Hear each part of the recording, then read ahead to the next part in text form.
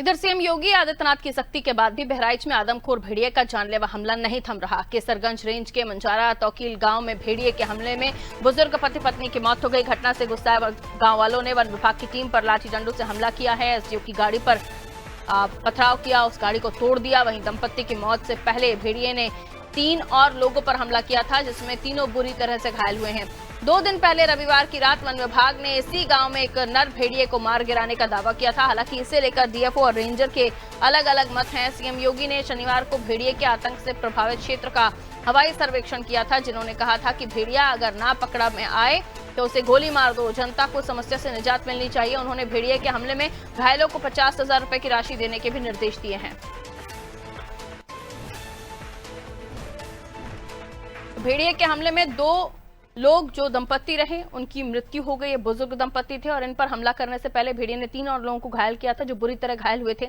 अब मुख्यमंत्री ने साफ कहा है कि भेड़िया अगर पकड़ नहीं आ रहा है तो सीधा गोली मार दो। ये जरूरी भी है ताकि जनता इस खौफ से निकले, क्योंकि कई लोग इस खौफ में ही रात रात भर सो नहीं रहे हैं, खुद रखवाली कर रहे हैं। गांव वालों को जब गुस्सा आया इस घटना के बाद तो उन्होंने एसडीओ समेत तमाम अधिकारियों को ये अपना गुस्सा जाहिर करते हुए गाड़ियों में भी तोड़फोड़ की है।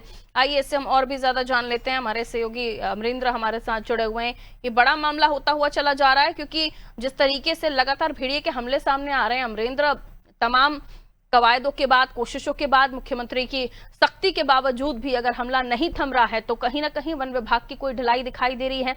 या तो फिर आप और एक्सपर्ट्स बुलाइए जो इस भेड़िए पर कंट्रोल कर सकें, या फिर कुछ और तरीका अपनाइए, क्योंकि जब गोली मारने तक का भी आदेश मिल चुका है तो फिर आखिर भेड़िए के हमले क्यों सामने आ रहे हैं, लोगों की मौतें क्यों हो रही हैं?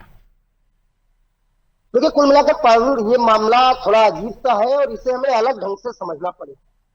जब बरसात होती है तो जो गेरुआ और कौड़ियाला नदियों के किनारे बहराइच जनपद का महसी क्षेत्र है, जहाँ पर कतरिया घाट जंगल है, कतरिया घाट का वन विहार है, वहां पर पूरे जंगल क्षेत्र में वेटलैंड हो जाती है, पानी भर जाता है, एकदम जमीन बिल्कुल गीली और पानी से भरी हुई हो जाती है। ऐसे में वन्य जीव वहां से आबादी की ओर या जंगल के किनारे की ओर भागते हैं।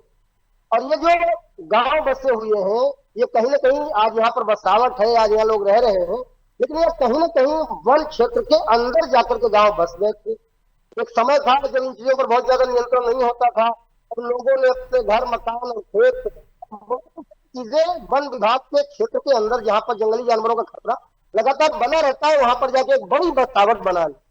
पिछले वर्ष भी ये मामला बड़ी सुर्खियों में आया था, बड़ी चर्चा में था, और एक मादा आदमखोर भेड़िए की बहुत सारी चर्चा न्यूज चैनल्स पे हुई थी। और वही समय फिर आया है, समय वही है, बारिश हो चुकी है, ढेर सारी बारिश होने के बाद गेरुआ नदी में, कौड़ियाला नदी में, शारदा नदी में, घाघरा नदी में हर जगह जलस्तर इतना बढ़ा कि जंगली क्षेत्रों में पूरा जलमग्न हो गया।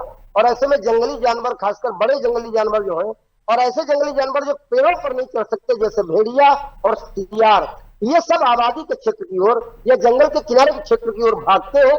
और जब ये भागते हैं तो कहीं ना कहीं जानवर जंगली है और इनको मानव के साथ व्यवहार जो है वो आदत में नहीं होता।